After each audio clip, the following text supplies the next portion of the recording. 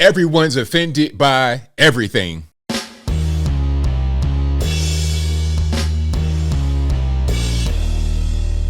How's everybody doing? My name is Anthony Brian Logan, and today we got to talk about Ben Stein going viral over some comments he made about Aunt Jemima. Now, you guys may or may not remember Aunt Jemima, the pancake syrup brand. I think it was also like some pancakes, like the actual mix brand. Let me show you the most recent incarnation of Aunt Jemima. We'll talk about the history a little bit later, but that is the most recent version of Aunt Jemima. And I guess that was offensive because of the name, the history behind it, her interpretation on the package. So they removed her from the package completely and changed the name. We'll get to all of that in a minute. But Ben Stein was like, hey, I miss that bottle. I miss that packaging. Why can't they bring her back? Now, before I go any further, let's go ahead and roll the video. If you want to see this video in full without my commentary, link will be in the description. If you're on IG, please go to the link in the bio and to the corresponding article on my website. But without further ado, let's go ahead and roll it. To do something which I sometimes do, which is to make breakfast for dinner. Aunt Jemima yummy pancake syrup. Now this used to show a large African-American woman chef, but because of the inherent racism of Americans' corporate culture, they decided to make it a white person or maybe no person at all. But I prefer it when it's a black person showing their incredible skill at making pancakes. So God bless you all and have a good evening. So people were offended by that video. They're saying, oh, well, he's racist because he called her a large black woman. First of all, I mean, Aunt Jemima, at least like some of the original versions, was a large woman. It is what it is. But he says he prefers her on the packaging, a black woman on the packaging, rather than having nobody on the packaging at all. Okay, or a white person. He prefers the black person over the white person or nobody at all. So if he's racist, then I'm not really seeing how. How is it racist to want the original person on the packaging and that person is a black person? If it's racist, then I guess it would be against white people because it doesn't want somebody white on the packaging. But you know, nobody really cares about that kind of racism. But that's not even what's going on. He's saying he wants the original person on the packaging. Why is that a bad thing? Now, let's go forward a little bit because I got quite a few things I want to say about a lot of this stuff. About Aunt Jemima, Uncle Ben's, Land O'Lakes, a lot of different things. Now, here is something that has come about recently. This is RuPaul on a Cheez-It package.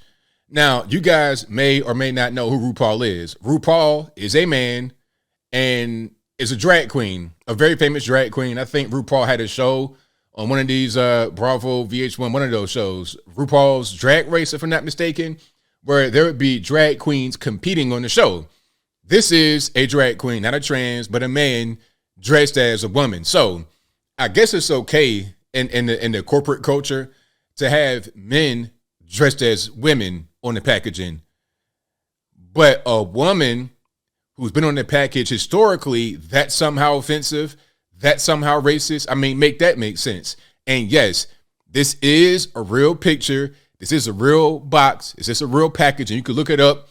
Don't take my word for it. Matter of fact, I'll link to some articles in the box where you can read it for yourself. So this is okay. RuPaul, a man dressing as a woman is okay. Cross-dressing, whatever, that's totally fine. But a woman, a biological woman, that's somehow racist and offensive. Now, of course, we get into the history here. Like I said, this is the most recent one.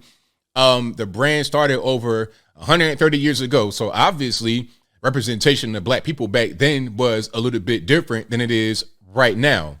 Now, that's, like I said, the most recent one. Let's go back. So I think that might have been one of the first drawings of her. People are going to be offended. Oh, she's like a housemaid or whatever. So, and then another one, oh, this is too offensive. We're going to change that. And this really is like somebody's grandma. That's not really offensive. I guess maybe the headscarf is too much like a house slave or something like that. I guess that'd be what they say. But that's not necessarily that offensive. Maybe down here, these figurines, because you would get a rag doll, a free doll with the packaging, with the pancake flour. I guess that'd be offensive. But what year was this? I want to say maybe like early 1900s, late 1800s, very long time ago. Okay. So you can see, and here's an actual person that she was like an actual spokesperson for the brand. She would travel and do a lot of different things. Okay. So we're talking about working women. So Nancy Green became the face of the product as the company's first black corporate model in the U.S. in 1893 at the World's Columbia Exposition in Chicago.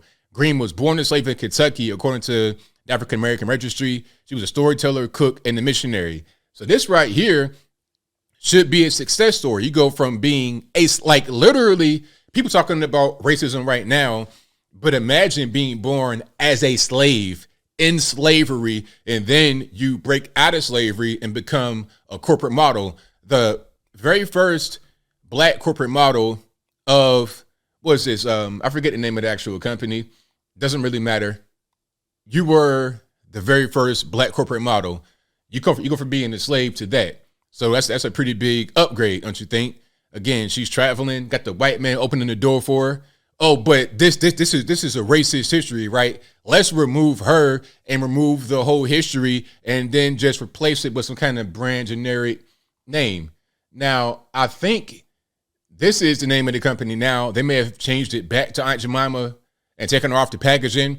This is what they did. They kept the same brand style of the original packaging, but changed the name because that's somehow offensive and took her off. So 130 years, the name recognition, face recognition, her family, irrelevant. Let's just change it because some people, probably some white and black liberals at a corporate office, got offended. I didn't get offended. My family didn't get offended. Nobody really got offended. And then this continues here, okay? Land O'Lakes. This is somehow offensive as well. Land O'Lakes butter. Okay, you have the Indian woman right there on the hill with the Land O'Lakes butter in her hand. So this was seen as offensive because this is a Native American woman. Okay, so let's take away representation of different ethnicities, right? Take away everything. So now that's what it is. And you know what they say? They say they took the land and removed the Indian. Kept the land, removed the Indian. I mean, you can't make this stuff up.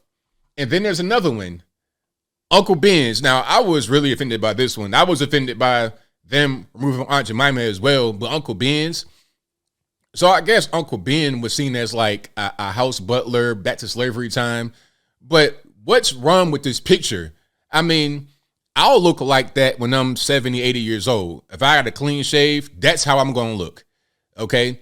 I have an uncle who looks like me.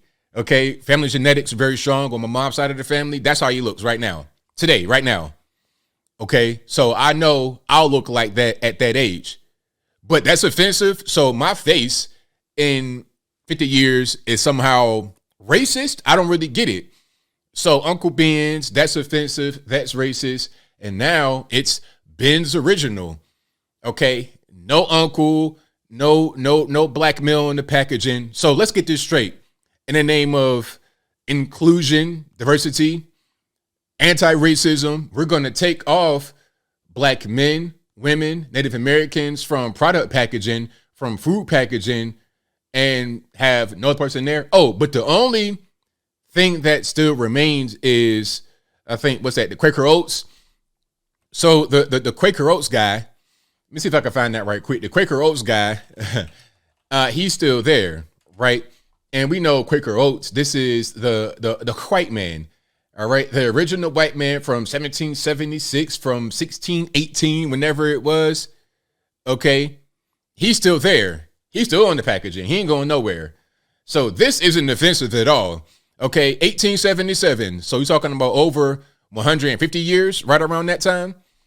Not offensive at all. Somebody could say, oh, this is one of the first white people, they were racist. But no. Keep him on the packaging, but remove everybody else that's not white. It's so dumb.